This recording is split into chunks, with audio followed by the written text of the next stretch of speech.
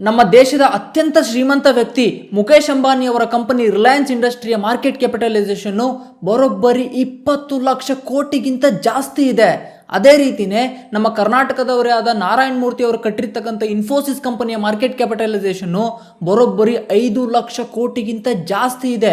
ಅಷ್ಟೇ ಯಾಕೆ, ಇಡೀ ಜಗತ್ತಿನಲ್ಲಿ ಅತ್ಯಂತ ದೊಡ್ಡ ಕಂಪನಿ ಅಂತ ಕರೆಸ್ಕೊಳ್ಳೋ ಎನ್ವಿಡಿಯಾ ಕಂಪನಿಯ ಮಾರ್ಕೆಟ್ ಕ್ಯಾಪಿಟಲೈಸೇಷನ್ ಬರೋಬ್ಬರಿ $4.5 ಟ್ರಿಲಿಯನ್ ಇದೆ. $4.5 ಟ್ರಿಲಿಯನ್ ಅಂದ್ರೆ ಎಷ್ಟಂತಂದ್ರೆ, ಒಂದು ಕಡೆ ನಮ್ಮ ಭಾರತದ GDP, ಇನ್ನೊಂದು ಕಡೆ ಎನ್ವಿಡಿಯಾ ಕಂಪನಿನ ತೂಗಕ್ಕಿಟ್ರೆ ಎನ್ವಿಡಿಯಾ ಕಂಪನಿನೇ ಭಾರ ಆಗುತ್ತೆ ಆಸ್ ಕಂಪೇರ್ ಟು ನಮ್ಮ ಭಾರತದ GDPಗೆ. ಹಾಗಾದ್ರೆ ಈ ಸ್ಟಾಕ್ ಮಾರ್ಕೆಟ್ ಅಲ್ಲಿ ಮಾರ್ಕೆಟ್ ಕ್ಯಾಪಿಟಲೈಸೇಷನ್ ಅಂದ್ರೆ ಏನು? ಅದೇ ರೀತಿನೇ ನೀವು ಸ್ಟಾಕ್ ಮಾರ್ಕೆಟ್ ಅಲ್ಲಿ ಇರೋರು ಮಾತಾಡೋದನ್ನ ಕೇಳ್ತಿರ್ಬೋದು. ಏನಂತಂದ್ರೆ, ನೀನು ಲಾರ್ಜ್ ಕ್ಯಾಪ್ ಕಂಪನಿನಲ್ಲಿ ಇನ್ವೆಸ್ಟ್ ಮಾಡು, ಸ್ಮಾಲ್ ಕ್ಯಾಪ್ ಕಂಪನಿನಲ್ಲಿ ಇನ್ವೆಸ್ಟ್ ಮಾಡು, ಮಿಡ್ ಕ್ಯಾಪ್ ಕಂಪನಿನಲ್ಲಿ ಇನ್ವೆಸ್ಟ್ ಮಾಡು ಅನ್ನೋದನ್ನ ನೀವು ಕೇಳೇ ಇರ್ಬೋದು. ಇದನ್ನೆಲ್ಲಾನು ನಾನು ನಿಮಗೆ ಸಿಂಪಲ್ ಆಗಿ ಎಕ್ಸ್ಪ್ಲೈನ್ ಮಾಡ್ತಾ ಹೋಗ್ತೀನಿ. ಅದ್ರ ಜೊತೆಗೇನೆ ನಿಮ್ಗೆ ಯಾರು ಕೂಡ ಈ ಫ್ಲೋಟೆಡ್ ಮಾರ್ಕೆಟ್ ಕ್ಯಾಪ್ ಅಂತಂದ್ರೆ ಯಾರು ಕೂಡ ಎಕ್ಸ್ಪ್ಲೇನ್ ಮಾಡಿರಲ್ಲ, ಅದನ್ನು ಕೂಡ ಈ ವಿಡಿಯೋದಲ್ಲಿ ಎಕ್ಸ್ಪ್ಲೇನ್ ಮಾಡ್ತೀನಿ. ವಿಡಿಯೋನ ತಪ್ಪದೆ ಕೊನೆವರೆಗೂ ನೋಡಿ. ಈ ಮಾರ್ಕೆಟ್ ಕ್ಯಾಪಿಟಲೈಸೇಷನ್ ಕಾನ್ಸೆಪ್ಟ್ನ ನಿಮಗೆ ಸಿಂಪಲ್ ಆಗಿ ಎಕ್ಸ್ಪ್ಲೇನ್ ಮಾಡೋಕ್ಕಿಂತ ಮೊದಲು ನಾನು ಇಂಪಾರ್ಟೆಂಟ್ ಒಂದು ಹೇಳಬೇಕಂತ ಅನ್ಕೊಂಡಿದ್ದೀನಿ. ಅದೇನಂತಂದ್ರೆ, ಇನ್ಮೇಲಿಂದ ಸ್ಟಾಕ್ ಸ್ಕೂಲಲ್ಲಿ ಬರೋ ವಿಡಿಯೋನೆಲ್ಲ ನೋಡ್ತಿರಲ್ವಾ, ನೋಡೋಕ್ಕಿಂತ ಮೊದಲು ಒಂದು ಪೆನ್ನು ಮತ್ತು ನೋಟ್ಬುಕ್ನ ಇಟ್ಕೊಂಡು ಕೂತ್ಕೊಳ್ಳಿ. ಯಾಕಂತಂದ್ರೆ, ಎಲ್ಲಿವರೆಗೂ ನೀವು ನಾನು ಹೇಳೋದನ್ನ ನೋಟ್ ಮಾಡ್ಕೊಳ್ದೇನೆ ನೀವು ಹೋಮ್ವರ್ಕ್ ಮಾಡೋದಲ್ಲಲ್ವಾ, ಅಲ್ಲಿವರೆಗೂ ನಿಮಗೆ ಸ್ಟಾಕ್ ಮಾರ್ಕೆಟು ಸರಿಯಾಗಿ ಅರ್ಥ ಆಗಲ್ಲ. ನಾನು ಕೂಡ ಸ್ಟಾಕ್ ಮಾರ್ಕೆಟ್ನ ಇದೇ ರೀತಿ ಕಲ್ತಿದ್ದೀನಿ. ಏನಂತಂದ್ರೆ, ಈ ಸ್ಟಾಕ್ ಮಾರ್ಕೆಟ್ ಕಾನ್ಸೆಪ್ಟ್ ಅಂತಂದ್ರೆ ಇದೊಂಥರ ಎಂಟರ್ಟೈನ್ಮೆಂಟ್ ಕಾನ್ಸೆಪ್ಟ್ ಅಲ್ಲ, ಇದು ಎಜುಕೇಷನಲ್ ಕಾನ್ಸೆಪ್ಟ್. ನಿಮಗೆ ಎಜುಕೇಷನಲ್ ಕಾನ್ಸೆಪ್ಟ್ಸ್ ಏನಾದರೂ ಅರ್ಥ ಆಗ್ಬೇಕಂತಂದ್ರೆ ನೀವು ಅದನ್ನ ಪ್ರಾಕ್ಟೀಸ್ ಮಾಡಲೇಬೇಕು. ಎಲ್ಲಿವರೆಗೂ ನೀವು ಪ್ರಾಕ್ಟೀಸ್ ಮಾಡಲ್ವಲ್ವಾ, ನಿಮಗೆ ಸ್ಟಾಕ್ ಮಾರ್ಕೆಟ್ ಅರ್ಥ ಆಗೋದೇ ಇಲ್ಲ. ನಾನೀಗ ಮಾರ್ಕೆಟ್ ಕ್ಯಾಪಿಟಲೈಸೇಷನ್ ಎಕ್ಸ್ಪ್ಲೇನ್ ಮಾಡ್ತೀನ, ನಿಮಗೆ ಅರ್ಥ ಆಗಿರೋ ತರ ಆಗತ್ತೆ, ಬಟ್ ನಿಜವಾಗ್ಲೂ ಅರ್ಥ ಆಗಿರಲ್ಲ. ನಾಳೆ ಯಾರಾದರೂ ನಿಮಗೆ ಇದನ್ನ ಇನ್ ಡೀಟೇಲ್ ಆಗಿ ಸ್ಟಾಕ್ ಮಾರ್ಕೆಟ್ ಅಲ್ಲಿ ಮಾರ್ಕೆಟ್ ಕ್ಯಾಪಿಟಲೈಸೇಷನ್ ಅಂದ್ರೆ ಏನಂತ ಕೇಳಿದ್ರೆ ನೀವು ಯಾರಿಗೂ ಕೂಡ ಸರಿಯಾಗಿ ಎಕ್ಸ್ಪ್ಲೇನ್ ಮಾಡೋಕ್ಕಾಗಲ್ಲ. ಸೊ ನನ್ನ ಹಂಬಲ್ ರಿಕ್ವೆಸ್ಟ್ ಏನಂತಂದ್ರೆ, ಇದರಲ್ಲಿ ತುಂಬಾ ಜನ ಸ್ಟೂಡೆಂಟ್ಸ್ ನೋಡ್ತಿರ್ಬೋದು, ಅಥವಾ ಸ್ಟಾಕ್ ಮಾರ್ಕೆಟ್ನ ಕಲೀಲಿಕ್ಕೆ ಬಂದಿರತಕ್ಕಂಥ ತುಂಬಾ ಜನ ದೊಡ್ಡವರು ಆಗಿರ್ಬೋದು. ಸೊ ಬೆಟರ್ ನೀವು ಒಂದು ಕಾಪಿ ಮತ್ತೆ ಪೆನ್ನ ಇಟ್ಕೊಂಡು ಕೂತ್ಕೊಂಡ್ರೆ ನಿಮಗೆ ಲಾಂಗ್ ಟರ್ಮ್ ಅಲ್ಲಿ ಬೆನಿಫಿಟ್ ಆಗುತ್ತೆ. ಯಾಕಂದ್ರೆ ನೀವು ಒಂದ್ಸರಿ ಈ ಮಾರ್ಕೆಟ್ ಕ್ಯಾಪಿಟಲೈಸೇಷನ್ ಕಾನ್ಸೆಪ್ಟ್ ನ ಅರ್ಥ ಮಾಡ್ಕೊಂಡ್ಬಿಟ್ರೆ ಲೈಫ್ ಟೈಮ್ ಇದೆಲ್ಲ ಸೇಮೇ ಇರುತ್ತೆ.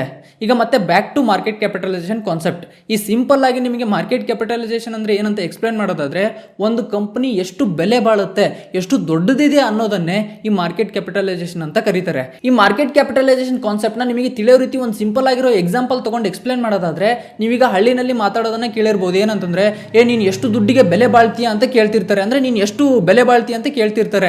ಹಿಂಗಂದ್ರೆ ಏನಂತಂದ್ರೆ, ಇದೇ ಕಂಪನಿಗಳ ಮಾರ್ಕೆಟ್ ಕ್ಯಾಪಿಟಲೈಸೇಷನ್. ಈಗ ಯಾರಾದ್ರೂ ನಿಮ್ಮನ್ನ ನೀನು ಎಷ್ಟು ಬೆಲೆಗೆ ಬಾಳ್ತಿ ಅಂತ ಕೇಳಿದ್ರೆ ನೀವೇನು ಹೇಳ್ತೀರಾ? ಏನ್ ಹೇಳ್ತೀರಾ ಅಂತಂದ್ರೆ, ಒಂದ್ ಸ್ವಲ್ಪ ಮಾಡರೇಟ್ ಆಗಿ ರಿಚ್ ಆಗಿರೋ ವ್ಯಕ್ತಿ ಇದ್ದಾನೆ ಅಂತ ಇಟ್ಕೊಳ್ಳಿ. ಅವನೇನ್ ಹೇಳ್ತಾನಂತಂದ್ರೆ, ನಮ್ಮ ಅಪ್ಪ ನನಗೊಂದು 10 ಎಕರೆ ಹೊಲ ಮಾಡಿಟ್ಟಿದ್ದಾನಪ್ಪ, ಅದನ್ನೇನಾದ್ರೂ ನಾನು ಇವತ್ತೇ ಮಾರಿದ್ರೆ ನನಗೆ 1 ಕೋಟಿ ಬರುತ್ತೆ ಅಂತ ಹೇಳ್ತಾನೆ. ಅದೇ ರೀತಿನೇ ನನ್ನ ಹತ್ರ ಒಂದು 20 ಲಕ್ಷದ ಗೋಲ್ಡ್ ಇದೆ, ಅದ್ರ ಜೊತೆಗೇನೆ ನಾನು ಮನೆಯಲ್ಲಿ ಇರ್ತೀನಲ್ವಾ, ಈ ಮನೇನೇನಾದ್ರೂ ಮಾರಿದ್ರೆ 50 ಲಕ್ಷ ಬರುತ್ತೆ. ಅಷ್ಟೇ ಯಾಕೆ, ನನ್ನ ಹತ್ರ ಒಂದು 10 ಲಕ್ಷದ ಸೈಟ್ ಕೂಡ ಇದೆ ಅಂತ ಹೇಳ್ತಾನೆ. ಅದ್ರ ಜೊತೆಗೆ ನಮ್ಮ ವಿಡಿಯೋ ಕೂಡ ನೋಡ್ತಾನಲ್ವಾ, ಅವನೇನ್ ಮಾಡ್ತಿದ್ದಾನೆ ಅಂತಂದ್ರೆ, ಕನ್ಸಿಸ್ಟೆಂಟ್ ಆಗಿ ಮ್ಯೂಚುವಲ್ ಫಂಡ್ ಅಲ್ಲಿ ಮತ್ತೆ ಸ್ಟಾಕ್ಸ್ ಅಲ್ಲಿ ಇನ್ವೆಸ್ಟ್ ಮಾಡ್ತಾ ಬರ್ತಿದ್ದಾನೆ. ಆ ಮ್ಯೂಚುವಲ್ ಫಂಡ್ ಮತ್ತೆ ಸ್ಟಾಕ್ಸ್ ಅಲ್ಲಿ ಇನ್ವೆಸ್ಟ್ ಮಾಡಿರೋ ಪೋರ್ಟ್ಫೋಲಿಯೋ ಅದು ಒಂದು 20 ಲಕ್ಷ ಇದೆ ಅಂತ ಇಟ್ಕೊಳ್ಳಿ. ಇವೆಲ್ಲನೂ ಕೂಡಿಸಿದ್ರು ಈಗ ಎಷ್ಟಾಗುತ್ತೆ ಹೇಳಿ? 2 ಕೋಟಿ ಆಗುತ್ತಲ್ವಾ. ಈಗ ಅವನೇನಾದ್ರು ಅವ್ನಿಗೆ ಯಾರಾದ್ರೂ ನೀನ್ ಎಷ್ಟಕ್ಕೆ ಬೆಲೆ ಬಾಳ್ತಿ ಅಂತ ಕೇಳಿದ್ರೆ ಅವನೇನು ಹೇಳ್ಬೋದು ಹೇಳಿ? ನಾನು 2 ಕೋಟಿಗೆ ಬೆಲೆ ಬಾಳ್ತೀನಿ ಅಂತ ಹೇಳ್ಬೋದಲ್ವಾ. ಇದೇ ಸ್ಟಾಕ್ ಮಾರ್ಕೆಟ್ ಅಲ್ಲಿ ಕಂಪನಿಗಳ ಮಾರ್ಕೆಟ್ ಕ್ಯಾಪಿಟಲೈಸೇಷನ್. ಈ ಸ್ಟಾಕ್ ಮಾರ್ಕೆಟ್ ಅಲ್ಲಿರೋ ಮಾರ್ಕೆಟ್ ಕ್ಯಾಪಿಟಲೈಸೇಷನ್ ಕಂಪನಿಗಳದ್ದು ಏನಾಗುತ್ತೆ ಅಂತಂದ್ರೆ, ಮೇಲೆ ಕೆಳಗಡೆ ಹೋಗ್ತಾ ಇರುತ್ತೆ. ಜಸ್ಟ್ ಲೈಕ್ ನಾನು ಈಗ ಆವಾಗಲೇ ಎಕ್ಸಾಂಪಲ್ ಹೇಳಿದ್ನಲ್ವಾ ಒಂದು ಇಂಡಿವಿಜುವಲ್ದು. ಈಗ ಎಕ್ಸಾಂಪಲ್ಗೆ ಅವನದೇ ತಗೊಳ್ಳಿ. ಸ್ಟಾಕ್ ಮಾರ್ಕೆಟ್ ಅಲ್ಲಿರೋ ಕಂಪನಿಗಳ ಮಾರ್ಕೆಟ್ ಕ್ಯಾಪಿಟಲೈಸೇಷನ್ ಮೇಲೆ ಕೆಳಗಡೆ ಹೆಂಗೆ ಹೋಗುತ್ತೆ ಅಂತಂದ್ರೆ, ಅದನ್ನ ನಾನು ನೆಕ್ಸ್ಟ್ ಕಂಪನಿಗಳಿಗೆ ಎಕ್ಸಾಂಪಲ್ ಕೊಟ್ಟು ನಿಮಗೆ ಹೇಳ್ತೀನಿ. ಬಟ್ ಈಗ ನಿಮಗೆ ಅರ್ಥ ಆಗ್ಲಿಕ್ಕೆ ಆ ವ್ಯಕ್ತಿದ ಎಕ್ಸಾಂಪಲ್ ಹೇಳಿದ್ನಲ್ವಾ, ಅವನಿಗೆ ನಾಳೆ ಏನೋ ಕಷ್ಟ ಬಂತು ಅಂತ ಇಟ್ಕೊಳ್ಳಿ. ಒಂದು ಸೈಟ್ ಇತ್ತು ಅಂತ ಇಟ್ಕೊಳ್ಳಿ, ಒಂದು 20 ಲಕ್ಷದ ಸೈಟ್ ಇತ್ತಲ್ವಾ. ಅವನೇನ್ ಮಾಡ್ತಾನಂತಂದ್ರೆ, ಕಷ್ಟ ಬಂದಿದ್ದಕ್ಕೆ 20 ಲಕ್ಷದ ಸೈಟ್ನ ಮಾರ್ತಾನೆ. ಈಗ ಎಷ್ಟಾಗುತ್ತೆ ಅವ್ನ ನೆಟ್ವರ್ತು? ಈಗ ಅವ್ನ ನೆಟ್ವರ್ತ್ ಎಷ್ಟಾಗುತ್ತೆ ಅಂತಂದ್ರೆ 1,80,00,000 ಆಗುತ್ತೆ. ಮತ್ತೆ ಅವ್ನ ಜೀವನದಲ್ಲಿ ಸ್ವಲ್ಪ ಚೆನ್ನಾಗಾದ್ಮೇಲೆ ಮತ್ತೆ 1 ಕೋಟಿ ಕೊಟ್ಬಿಟ್ಟು ಒಂದು 5-6 ಸೈಟ್ ತಗೋತಾನೆ ಅಂತ ಇಟ್ಕೊಳ್ಳಿ. ಈಗ ಅವ್ನ ನೆಟ್ವರ್ತ್ ಎಷ್ಟಾಯ್ತು? 2,80,00,000 ಇಲ್ಲ 3 ಕೋಟಿ ಆಗುತ್ತಲ್ವಾ. ಇದೇ ರೀತಿನೇ ಸ್ಟಾಕ್ ಮಾರ್ಕೆಟ್ ಅಲ್ಲಿರೋ ಕಂಪನಿಗಳ ಮಾರ್ಕೆಟ್ ಕ್ಯಾಪಿಟಲೈಸೇಷನ್ ಕೂಡ ಮೇಲೆ ಕೆಳಗೆ ಆಗ್ತಾ ಇರುತ್ತೆ. ಹಾಗಾದ್ರೆ ಈ ಮಾರ್ಕೆಟ್ ಕ್ಯಾಪಿಟಲೈಸೇಷನ್ ಯಾವ ರೀತಿ ಕ್ಯಾಲ್ಕುಲೇಟ್ ಮಾಡೋದು ಅಂತಂದ್ರೆ ಸಿಂಪಲ್ ಆಗಿ, ಓಕೆ, ನಾನು ನಿಮ್ಗೆ ಅವಾಗಲೇ ಹೇಳಿದ್ನಲ್ವಾ, ಪೆನ್ನು ಮತ್ತೆ ನೋಟ್ಬುಕ್ನ ತಗೊಂಡು ಕೂತ್ಕೊಳ್ಳಿ ಅಂತೇಳಿ. ಯಾಕಂತಂದ್ರೆ ಈ ತರ ಫಾರ್ಮುಲಾಗಳು ಬರ್ತಾವ ಅನ್ನೋ ಕಾರಣಕ್ಕೆ.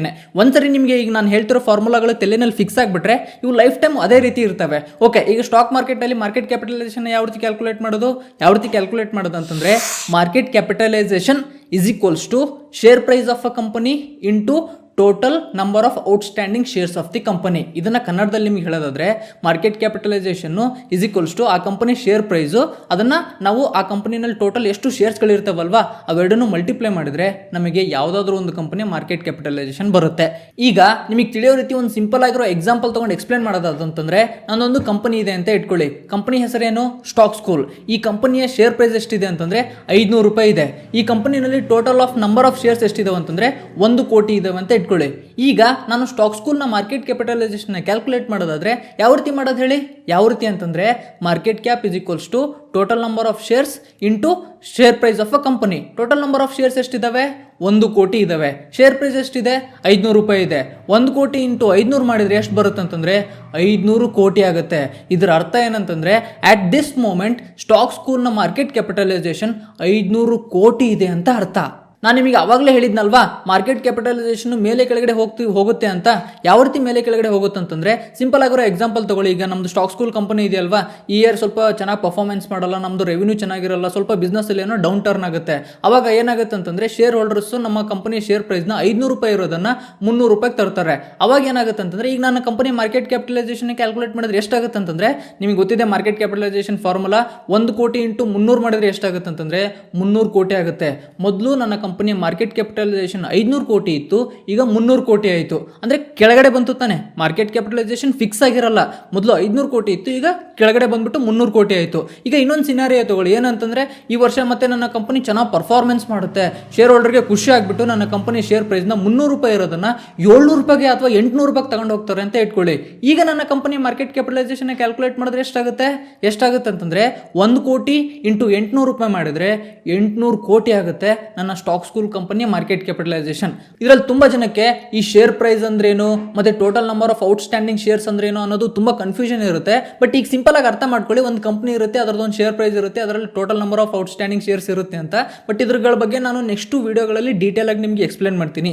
ಈಗ ನಾನು ನಿಮಗೆ ಮಾರ್ಕೆಟ್ ಕ್ಯಾಪಿಟಲೈಸೇಷನ್ ಯಾವ ರೀತಿ ಕ್ಯಾಲ್ಕುಲೇಟ್ ಮಾಡೋದು ಅಂತ ಹೇಳಿದ್ನಲ್ವಾ, ಈಗ ನಾನು ನಿಮಗೆ ಪ್ರಾಕ್ಟಿಕಲಿ ಯಾವ ರೀತಿ ನೋಡೋದು ಅಂತ ತೋರಿಸ್ತೀನಿ. ಇದನ್ನ ಪ್ರಾಕ್ಟಿಕಲಿ ಯಾವ ರೀತಿ ನೋಡೋದು ಅಂತಂದ್ರೆ, ನೀವು ಗೂಗಲಲ್ಲಿ ಹೋಗ್ಬಿಟ್ಟು ಸ್ಕ್ರೀನರ್ ಅಂತ ವೆಬ್ಸೈಟ್ ಇದೆ, ತೆಜೂರಿ ಅಂತ ವೆಬ್ಸೈಟ್ ಇದೆ. ಈಗ ಮತ್ತೆ ಹೊಸದಾಗಿ ಒಂದು ಮಾರ್ಕೆಟಲ್ಲಿ ಪ್ರಾಡಕ್ಟ್ ಬಂದಿದೆ, ಏನಂತಂದ್ರೆ ಸ್ಟಾಕ್ ಸ್ಕ್ಯಾನ್ ಅಂತ ಇದೆ. ಅದನ್ನು ಕೂಡ ನಾನು ಪ್ರತಿದಿನ ಯೂಸ್ ಮಾಡ್ತೀನಿ ನನಗೆ ಬೇಕಾದಾಗ ಸ್ಟಾಕ್ ಮಾರ್ಕೆಟ್ ಬಗ್ಗೆ ತಿಳ್ಕೊಳ್ಳಿಕ್ಕೆ. ಸೊ ಇವುಗಳ ಬಗ್ಗೆ ನಾನು ಡೀಟೇಲ್ ಆಗಿ ಎಕ್ಸ್ಪ್ಲೇನ್ ಮಾಡ್ತೀನಿ. ಬಟ್ ಬಿಗಿನರ್ ಫ್ರೆಂಡ್ಲಿ ಯಾವುದು ಅಂತಂದ್ರೆ ಸ್ಕ್ರೀನರ್ ಅಂತ ಒಂದು ವೆಬ್ಸೈಟ್ ಇದೆ, ಅದರಲ್ಲಿ ನಾನು ನಿಮಗೆ ತೋರಿಸ್ತೀನಿ. ಈಗ ಪ್ರಾಕ್ಟಿಕಲಿ ಯಾವ ರೀತಿ ಕಂಪನಿಗಳ ಮಾರ್ಕೆಟ್ ಕ್ಯಾಪಿಟಲೈಸೇಷನ್ ನೋಡೋದು ಅಂತ ನೋಡೋದಾದ್ರೆ, ನಾನು ನಿಮಗೆ ಅವಾಗಲೇ ಹೇಳಿದ್ನಲ್ವ ಸ್ಕ್ರೀನರ್ ಅನ್ನೋ ವೆಬ್ಸೈಟ್ ಇದೆ ಅಂತ. ಈ ಸ್ಕ್ರೀನರ್ನ ವೆಬ್ಸೈಟ್ನ ನೀವು ಸ್ಕ್ರೀನ್ ಮೇಲೆ ನೋಡ್ತಿರ್ಬೋದು. ಇದರಲ್ಲಿ ಮೊದಲು ನೀವು ಯೂಸ್ ಮಾಡೋಕ್ಕಿಂತ ಮೊದಲು ಏನು ಮಾಡಿ ಅಂತಂದ್ರೆ ಲಾಗಿನ್ ಆಗಿ. ಓಕೆನಾ? ಲಾಗಿನ್ ಆದರೆ ನಿಮಗೆ ಇದರಲ್ಲಿ ಜಾಸ್ತಿ ಬೆನಿಫಿಟ್ ಬರ್ತವೆ. ನಾನು ಲಾಗಿನ್ ಆಗಿದ್ದೀನಿ ಆಲ್ರೆಡಿ. ಓಕೆನಾ? ಈಗ ಫಾರ್ ಎಕ್ಸಾಂಪಲ್ಗೆ ಯಾವ ಕಂಪ್ನಿ ತೊಗೊಳ್ಳೋಣ, ವರುಣ್ ಬೆವರೇಜಸ್ ಅಂತ ಒಂದು ಕಂಪ್ನಿ ಇದೆ. ಓಕೆನಾ? ಈ ವರುಣ್ ಬೆವರೇಜಸ್ ಕಂಪ್ನಿ ಎಕ್ಸಾಂಪಲ್ ತೊಗೊಳ್ಳೋಣ. ಈ ವರುಣ್ ಬೆವರೇಜಸ್ ಕಂಪ್ನಿ ಏನು ಮಾಡುತ್ತೆ ಅಂತ ಎಲ್ಲಿ ಗೊತ್ತಾಗುತ್ತೆ ಅಂತಂದರೆ, ಇಲ್ಲೇ ನೋಡ್ಬೋದು ನೀವು. ಈ ಕಂಪ್ನಿ ಏನು ಮಾಡುತ್ತೆ ಅಂತಂದರೆ ಪೆಪ್ಸಿಕೋ ಅಂತ ಒಂದು ಬ್ರ್ಯಾಂಡ್ ಫ್ರಾಂಚೈಸ್ ಇದೆ. ಇದರ ಅಂಡರು ಪೆಪ್ಸಿ ಸೆಲ್ ಮಾಡುತ್ತೆ, ಟ್ರೋಪಿಕೋನ ಸೆಲ್ ಮಾಡುತ್ತೆ, ಸ್ಲೈಸ್ ಸೆಲ್ ಮಾಡುತ್ತೆ, 7up ಸೆಲ್ ಮಾಡುತ್ತೆ, ಸ್ಟ್ರಿಂಗ್ ಸೆಲ್ ಮಾಡುತ್ತೆ, ಕುರ್ಕುರೆ ಅಂತ ಬ್ರ್ಯಾಂಡ್ ಇದೆಯಲ್ವಾ ಇದನ್ನ ಸೆಲ್ ಮಾಡುತ್ತೆ, ಮತ್ತು ಅಕ್ವಾಫಿನ್ ಅಂತ ವಾಟರ್ ಬಾಟಲ್ ಬರುತ್ತಲ್ವಾ ಇದನ್ನ ಸೆಲ್ ಮಾಡುತ್ತೆ. ನೀವು ಇಲ್ಲಿ ನೋಡ್ತಿರ್ಬೋದು. ಈ ಕಂಪನಿಯ ಪ್ರತಿಯೊಂದು ಡೀಟೇಲ್ಸ್ನು ಕೂಡ ನೀವು ಇಲ್ಲಿ ತಿಳ್ಕೊಬೋದು. ಬಟ್ ನಾನು ನಿಮಗೆ ಯಾವ ರೀತಿ ಕಂಪನಿಯ ಬಿಸ್ನೆಸ್ ಮಾಡೆಲ್ನ ಅನಾಲಿಸಿಸ್ ಮಾಡೋದು, ಕಂಪನಿ ಏನು ಸೆಲ್ ಮಾಡುತ್ತೆ, ಯಾರಿಗೆ ಸೆಲ್ ಮಾಡುತ್ತೆ, ಎಷ್ಟು ಸೆಲ್ ಮಾಡುತ್ತೆ, ಯಾವ್ಯಾವ ದೇಶಕ್ಕೆ ಸೆಲ್ ಮಾಡುತ್ತೆ, ಯಾವ್ಯಾವ ರಾಜ್ಯಕ್ಕೆ ಸೆಲ್ ಮಾಡುತ್ತೆ, ಪ್ರತಿಯೊಂದು ಕೂಡ ನಾನು ನಿಮಗೆ ನೆಕ್ಸ್ಟ್ ವಿಡಿಯೋಗಳಲ್ಲಿ ಎಕ್ಸ್ಪ್ಲೇನ್ ಮಾಡ್ತೀನಿ. ಬಟ್ ಈಗ ಬೇಸಿಕ್ ಆಗಿ ಅರ್ಥ ಮಾಡ್ಕೊಳ್ಳಿ.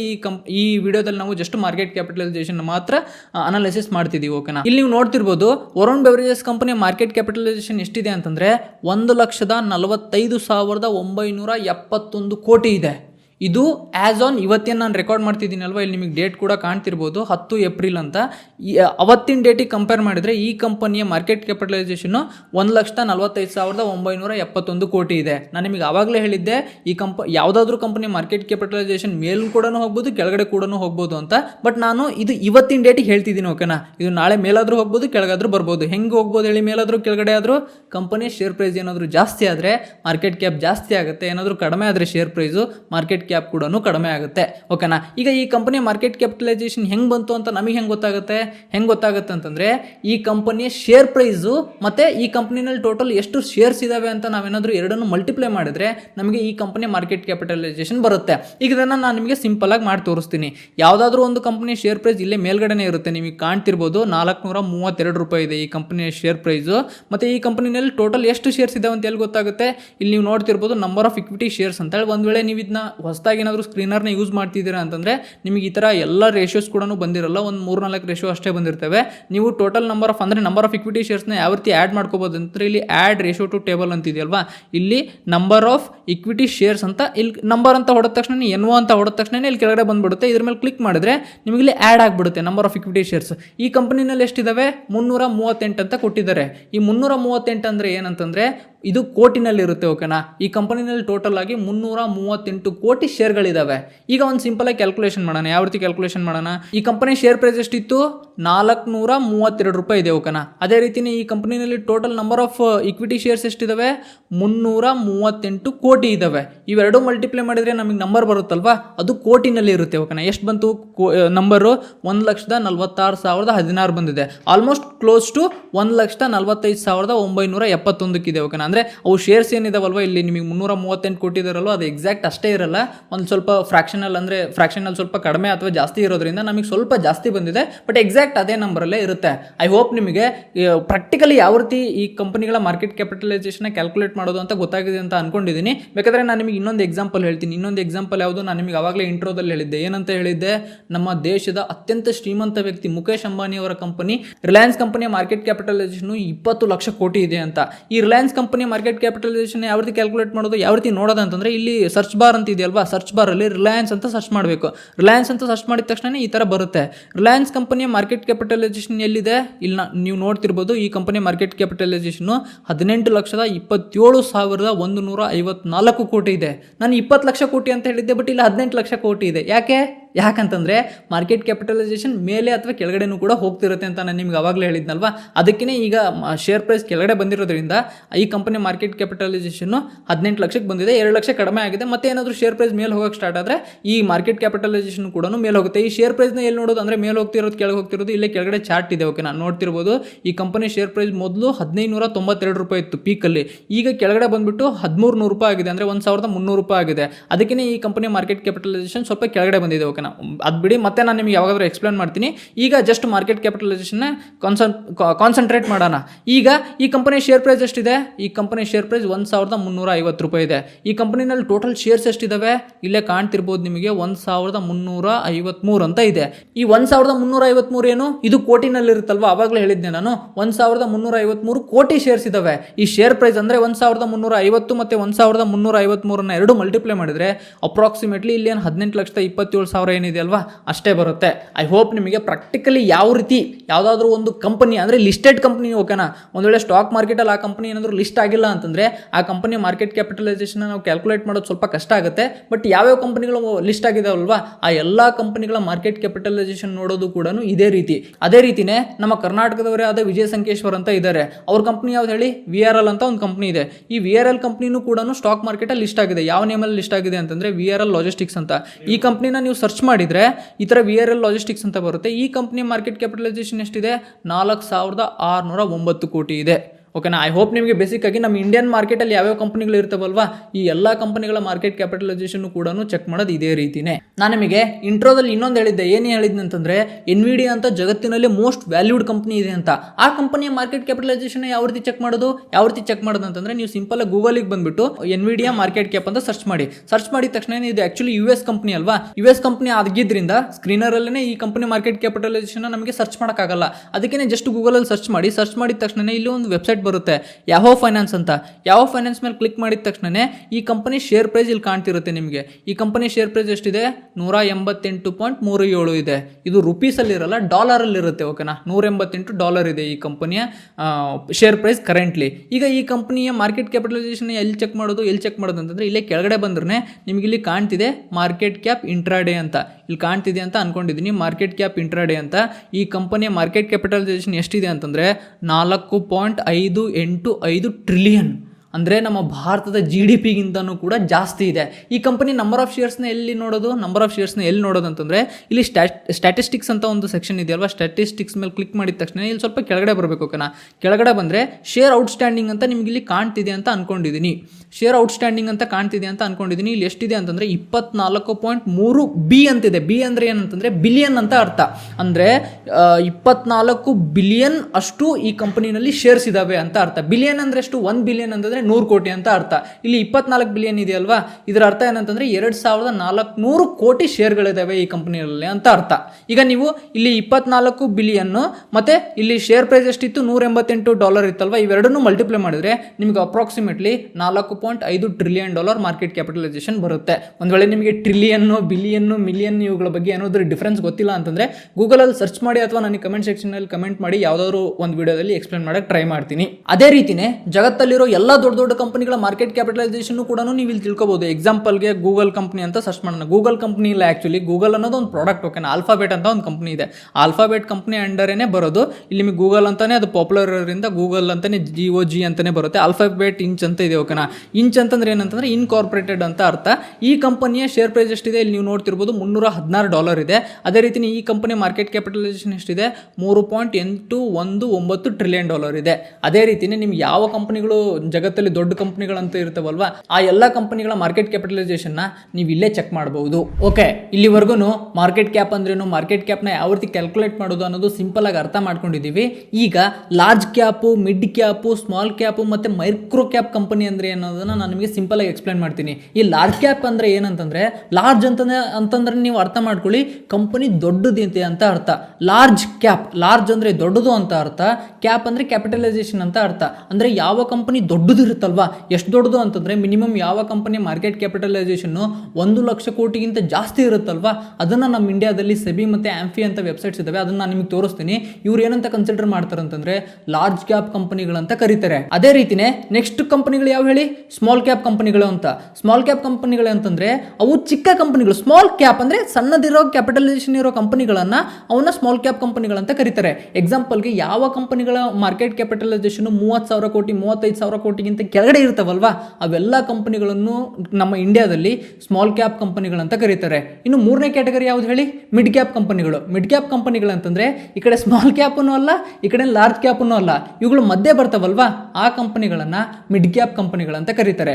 ಯೂಶುವಲಿ ಯಾವ ಕಂಪನಿಗಳ ಮಾರ್ಕೆಟ್ ಕ್ಯಾಪಿಟಲೈಸೇಷನ್ 30,000 ಕೋಟಿಗಿಂತ ಜಾಸ್ತಿ 1 ಲಕ್ಷ ಕೋಟಿಗಿಂತ ಕಡಿಮೆ ಇರುತ್ತಲ್ವಾ, ಆ ತರ ಕಂಪನಿಗಳನ್ನ ಮಿಡ್ ಕ್ಯಾಪ್ ಕಂಪನಿಗಳಂತ ಕರೀತಾರೆ.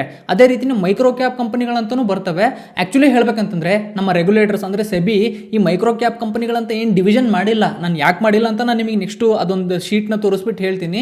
ಬಟ್ ಅಫಿಷಿಯಲಿ ನಾವೀಗ ಯಾರಾದರೂ ಮಾತಾಡ್ತಿರ್ತಾರಲ್ವಾ ಇದು ಮೈಕ್ರೋ ಕ್ಯಾಪ್ ಕಂಪನಿ ಅಂತ, ಮೈಕ್ರೋ ಕ್ಯಾಪ್ ಕಂಪನಿಗಳಂತ ಯಾವ ಕಂಪನಿಗಳು ಕರೀತಾರೆ ಅಂತಂದ್ರೆ, ಯಾವ ಕಂಪನಿಗಳ ಮಾರ್ಕೆಟ್ ಕ್ಯಾಪಿಟಲೈಸೇಷನ್ 500 ಕೋಟಿ 600 ಕೋಟಿ 1000 ಕೋಟಿ 2000 ಕೋಟಿ ಇರುತ್ತಲ್ವಾ, ಇದ್ರ ಮಧ್ಯೆ ಇರುತ್ತಲ್ವಾ, ಆ ಥರ ಎಲ್ಲ ಕಂಪನಿಗಳನ್ನ ಮೈಕ್ರೋ ಕ್ಯಾಪ್ ಕಂಪನಿಗಳಂತ ಕರೀತಾರೆ. ಈಗ ಇದನ್ನ ಯಾವ್ದ್ರ ಬೇಸಿಸ್ ಮೇಲೆ ಮಾಡಿದಾರೆ ಅಂತಂದ್ರೆ, ನೀವೇನ್ ಮಾಡಿ ಅಂತಂದ್ರೆ ಗೂಗಲ್ಗೆ ಹೋಗ್ಬಿಟ್ಟು ಲಾರ್ಜ್ ಕ್ಯಾಪ್, ಮಿಡ್ ಕ್ಯಾಪ್ ಮತ್ತೆ ಸ್ಮಾಲ್ ಕ್ಯಾಪ್ ಸೆಬಿ ಅಂತ ಸರ್ಚ್ ಮಾಡಿ, ಮೊದಲನೇ ವೆಬ್ಸೈಟೇ ಬರುತ್ತೆ. ಓಕೆನಾ, ಮೊದಲನೇ ವೆಬ್ಸೈಟ್ ಮೇಲೆ ಕ್ಲಿಕ್ ಮಾಡಿದ ತಕ್ಷಣನೇ ನೀವು 2025 ಮತ್ತೆ ಜುಲೈ ಡಿಸೆಂಬರ್ ಅಂತ ಒಂದು ಸೆಕ್ಷನ್ ಕಾಣ್ತಿದೆಯಲ್ವಾ, ಇಲ್ಲಿ PDF ಅಂತ ಕಾಣಿಸ್ತಿದೆ ಅಂತ ಅನ್ಕೊಂಡಿದ್ದೀನಿ. ಇದ್ರ ಮೇಲೆ ಕ್ಲಿಕ್ ಮಾಡಿ.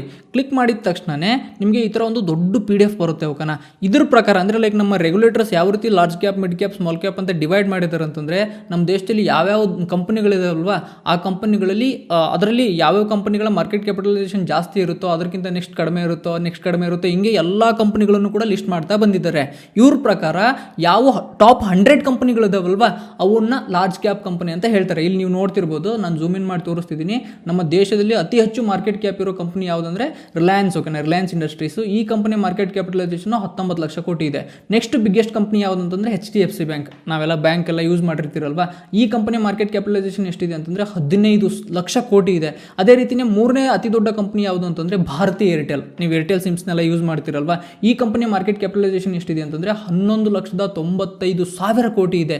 ಇದೇ ರೀತಿನೇ 1 2 3 4 ಇದೇ ರೀತಿ ಮಾಡ್ತಾ 1ರಿಂದ 100ನೇ ಕಂಪನಿವರೆಗೂ. 100ನೇ ಕಂಪನಿ ಯಾವುದೇ, 100ನೇ ಕಂಪನಿ ಯಾವ್ದು ಇದೆ ಅಂತಂದ್ರೆ ಡಾಕ್ಟರ್ಸ್ ರೆಡ್ಡಿ ಲ್ಯಾಬೊರೇಟರೀಸ್ ಅಂತ. ಅಂದ್ರೆ ಇದು ಫಾರ್ಮಾಸ್ಯೂಟಿಕಲ್ ಕಂಪನಿ. ಓಕೆನಾ, ಇದ್ರ ಬಗ್ಗೆ ಯಾವ್ದಾದ್ರು ಒಂದ್ಸರಿ ಬಿಸ್ನೆಸ್ ಮಾಡಲ್ನ ಎಕ್ಸ್ಪ್ಲೇನ್ ಮಾಡುವಾಗ ಎಕ್ಸ್ಪ್ಲೇನ್ ಮಾಡೋಣಂತೆ. ಈ ಕಂಪನಿ ಮಾರ್ಕೆಟ್ ಕ್ಯಾಪಿಟಲೈಸೇಷನ್ ಎಷ್ಟಿದೆ ಅಂತಂದ್ರೆ 1,05,177 ಕೋಟಿ ಇದೆ. ಅಂದ್ರೆ ಅಫಿಷಿಯಲ್ ಡೇಟಾ ಪ್ರಕಾರ ಯಾವ ಕಂಪನಿಯ ಮಾರ್ಕೆಟ್ ಕ್ಯಾಪಿಟಲೈಸೇಷನ್ 1,05,000 ಕೋಟಿಗಿಂತ ಜಾಸ್ತಿ ಇರುತ್ತಲ್ವಾ, ಆ ತರ ಎಲ್ಲ ಕಂಪನಿಗಳನ್ನ ನಾವು ಲಾರ್ಜ್ ಕ್ಯಾಪ್ ಕಂಪನಿ ಅಂತ ಹೇಳ್ಬೋದು. ಈಗ ನೆಕ್ಸ್ಟ್ ಹಂಗೆ ನೀವು PDF ನ ಸ್ಕ್ರೋಲ್ ಡೌನ್ ಮಾಡಿದ್ರೆ 101ನೇ ಕಂಪನಿ ಯಾವ್ದಿದೆ ಹೇಳಿ. 101ನೇ ಕಂಪನಿ ಯಾವ್ದು ಇದೆ ಅಂತಂದ್ರೆ ಶ್ರೀ ಸಿಮೆಂಟ್ ಅಂತಿದೆ. ಸಿಮೆಂಟ್ಸ್ ಎಲ್ಲ ನೀವು ನೋಡಿರ್ಬೋದು, ಶ್ರೀ ಸಿಮೆಂಟ್ ಅಂತ ಬರುತ್ತೆ. ಆಕ್ಚುಲಿ ನಮ್ಮ ಸೌತ್ ಇಂಡಿಯಾದಲ್ಲಿ ಫೇಮಸ್ ಇಲ್ಲ ಅಂತ ಅನ್ಕೊಂತೀನಿ ಇದನ್ನ, ಲೈಕ್ ನಾರ್ತ್ ಇಂಡಿಯಾದಲ್ಲಿ ತುಂಬಾ ಫೇಮಸ್ ಇದೆ. ಈ ಕಂಪನಿ ಮಾರ್ಕೆಟ್ ಕ್ಯಾಪಿಟಲೈಸೇಷನ್ ಎಷ್ಟಿದೆ ಅಂತಂದ್ರೆ 1,04,508 ಕೋಟಿ ಇದೆ. ಇದನ್ನ ನಮ್ಮ ಇಂಡಿಯಾದಲ್ಲಿ ಮಿಡ್ ಕ್ಯಾಪ್ ಅಂತ ಕನ್ಸಿಡರ್ ಮಾಡ್ತಾರೆ. ಅದೇ ರೀತಿನೇ ಒಂದು ವೇಳೆ ಇನ್ನೊಂದು ನಾನು ನಿಮಗೆ ಎಕ್ಸ್ಪ್ಲೇನ್ ಮಾಡ್ತೀನಿ ನೆಕ್ಸ್ಟ್ ಅದೇ ಸೆಕೆಂಡ್ ಕಂಪ್ನಿ ಯಾವುದು ಜಿಂದಾಲ್ ಸ್ಟೀಲ್ ಅಂತಿದೆ. ಈ ಕಂಪನಿ ಮಾರ್ಕೆಟ್ ಕ್ಯಾಪಿಟಲೈಸೇಷನ್ ನೀವು ಇಲ್ಲಿ ನೋಡ್ಬೋದು. ಅದೇ ರೀತಿ IDBI ಬ್ಯಾಂಕ್ ಇದೆ. ಅಂದರೆ 101ನೇ ಪ್ಲೇಸಿಂದ 250ನೇ ಪ್ಲೇಸ್ವರೆಗೂ ಯಾವ್ಯಾವ ಕಂಪನಿಗಳು ಬರ್ತಾವಲ್ವಾ, ಈ ಎಲ್ಲ ಕಂಪನಿಗಳನ್ನು ನಮ್ಮ ಸೆಬಿ ಮಿಡ್ ಕ್ಯಾಪ್ ಕಂಪನಿಗಳಂತ ಕೆಟಗರಿ ಮಾಡಿದೆ. ಅದಕ್ಕೆ ನೀವು ಇಲ್ಲಿ ನೋಡ್ತಿರ್ಬೋದು, ಇದನ್ನ ಗ್ರೀನಲ್ಲಿ ತೋರಿಸಿದ್ದಾರೆ, ಲಾರ್ಜ್ ಕ್ಯಾಪ್ ಕಂಪನಿಗಳನ್ನು ಆರೆಂಜಲ್ಲಿ ತೋರಿಸಿದ್ದಾರೆ. ಇಲ್ಲಿ 250ನೇ ಪ್ಲೇಸಲ್ಲಿ ಯಾವುದಿದೆ, 250ನೇ ಪ್ಲೇಸಲ್ಲಿ ಯಾವುದಿದೆ ಅಂತಂದರೆ ಗ್ಲೋಬಲ್ ಹೆಲ್ತ್ ಲಿಮಿಟೆಡ್ ಅಂತಿದೆ. ಈ ಕಂಪನಿಯ ಮಾರ್ಕೆಟ್ ಕ್ಯಾಪಿಟಲೈಸೇಷನ್ ಎಷ್ಟಿದೆ ಅಂತಂದರೆ 34,761 ಕೋಟಿ ಇದೆ. ಅದಾದ ತಕ್ಷಣ 251ನೇ ಪ್ಲೇಸಿಂದ ಯಾವ್ಯಾವ ಕಂಪನಿಗಳು ಬರ್ತಾವಲ್ವಾ, ಅದು ನೆಕ್ಸ್ಟ್ ಎಷ್ಟಾದರೂ ದೂರ ಇರಲಿ, ಅಂದರೆ 1,000 ಕೋಟಿ ಮಾರ್ಕೆಟ್ ಕ್ಯಾಪಿಟಲೈಸೇಷನ್ ಇರಲಿ, 700 ಕೋಟಿ ಮಾರ್ಕೆಟ್ ಕ್ಯಾಪಿಟಲೈಸೇಷನ್ ಇರಲಿ, ನಮ್ಮ ರೆಗ್ಯುಲೇಟರ್ಸ್ ಏನಂತ ಹೇಳಿದ್ದಾರೆ ಅಂತಂದರೆ ಈ ಎಲ್ಲ ಕಂಪನಿಗಳು ಕೂಡ ಸ್ಮಾಲ್ ಕ್ಯಾಪ್ ಕಂಪನಿಗಳಂತ ಹೇಳಿದ್ದಾರೆ. ಈಗ ನಾನು ಲಾಸ್ಟ್ ಕಂಪ್ನಿನ ನೋಡ್ತೀನಿ. ಇಲ್ಲಿ ಮೊದಲನೇ ಕಂಪ್ನಿ ನೋಡೋಣ, ಯಾವುದು ACC ಕಂಪ್ನಿ ಅಂತಿದೆಯಲ್ವಾ, ACC ಸಿಮೆಂಟ್ ಅಂತ ನೀವು ಕೇಳಿರ್ಬೋದು. ಈ ಕಂಪನಿನ ಸ್ಮಾಲ್ ಕ್ಯಾಪ್ ಅಂತ ಕನ್ಸಿಡರ್ ಮಾಡ್ತಾರೆ ನೋಡಿ. ಅದೇ ರೀತಿನೇ ನೆಕ್ಸ್ಟ್ ಟಾಟಾ ಎಲೆಕ್ಸಿ ಅಂತ ಒಂದು ಕಂಪ್ನಿ ಇದೆ. ನೀವು ನೋಡ್ತಾ ಹೋದ್ರಿ ಕೊನೆಗೆ ಈಗ ಕೊನೆ ಶೇರ್ ಅಂದರೆ ಲೈಕ್ ಕೊನೆ ಕಂಪನಿ ಎಷ್ಟಿದೆ ಅಂತ ನಾವು ನೋಡಿದರೆ ಇಲ್ಲಿ ನೋಡಿ 5,360ನೇ ಕಂಪನಿ ಯಾವುದಿದೆ ಅಂತಂದರೆ ಬೆಂಗಾಲ್ ಸ್ಟೀಲ್ ಇಂಡಸ್ಟ್ರೀಸ್ ಲಿಮಿಟೆಡ್ ಅಂತಿದೆ. ಈ ಕಂಪನಿ ಮಾರ್ಕೆಟ್ ಕ್ಯಾಪಿಟಲೈಸೇಷನ್ ಎಷ್ಟಿದೆ ಅಂತಂದರೆ ಕೇವಲ 2 ಲಕ್ಷ ಅಷ್ಟೇ ಇದೆ. ಈಗ ಇದನ್ನು ನಾವು ಸರ್ಚ್ ಮಾಡೋಣ. ಓಕೆನಾ, ಲೈಕ್ ಸ್ಕ್ರೀನಲ್ಲಿ ಹೋಗ್ಬಿಟ್ಟು ಈ ಕಂಪನಿ ಮಾರ್ಕೆಟ್ ಕ್ಯಾಪಿಟಲೈಸೇಷನ್ ಎಷ್ಟಿದೆ ಅಂತೇಳಿ ನಾನು ಇದನ್ನು ಕಾಪಿ ಮಾಡ್ಕೊತೀನಿ. ಕಾಪಿ ಮಾಡ್ಕೊಂಡು ಇಲ್ಲಿ ನೋಡಿ ಬೆಂಗಾಲ್ ಸ್ಟೀಲ್ ಇಂಡಸ್ಟ್ರೀಸ್ ಅಂತಿದೆ. ಈ ಕಂಪನಿ ಮಾರ್ಕೆಟ್ ಕ್ಯಾಪಿಟಲೈಸೇಷನ್ ಎಷ್ಟಿದೆ, ಕೇವಲ 2 ಲಕ್ಷ ಮಾತ್ರ ಇದೆ. ಐ ಹೋಪ್ ನಿಮಗೆ ಬೇಸಿಕ್ ಆಗಿ ಈ ಲಾರ್ಜ್ ಕ್ಯಾಪು, ಮಿಡ್ ಕ್ಯಾಪು ಮತ್ತು ಸ್ಮಾಲ್ ಕ್ಯಾಪ್ ಅಂದರೆ ಏನೊಂದು ಸಿಂಪಲ್ ಆಗಿ ಅರ್ಥ ಆಯಿತು ಅಂತ ಅನ್ಕೊಂಡಿದ್ದೀನಿ. ಆ್ಯಕ್ಚುಲಿ ಇವನ್ನ ತಿಳ್ಕೊಳ್ಳೋದ್ರಿಂದ ನಿಮಗೇನು ಅಷ್ಟು ಡಿಫ್ರೆನ್ಸ್ ಏನು ಮಾಡಲ್ಲ, ಬಟ್ ಒಂದು ಬೇಸಿಕ್ ಆಗಿ ನಾಲೆಜ್ ಇರಬೇಕು. ಈಗ ಯಾರಾದರೂ ಒಬ್ಬರು ಮಾತಾಡ್ತಿರುವಾಗ ಇದು ಲಾರ್ಜ್ ಕ್ಯಾಪ್ ಕಂಪ್ನಿನಪ್ಪ, ಇದು ಮಿಡ್ ಕ್ಯಾಪ್ ಕಂಪ್ನಿ ಅಂತ ಹೇಳಿದರೆ ನಿಮಗೆ ಅರ್ಥ ಆಗಬೇಕಲ್ವ ಹಿಂಗಂದ್ರೆ ಏನು ಅಂತ. ಅದಕ್ಕೆ ನಾನು ಇದನ್ನ ನಿಮಗೆ ಇಷ್ಟು ಡೆಪ್ತಾಗಿ ಎಕ್ಸ್ಪ್ಲೇನ್ ಮಾಡಿದ್ದು.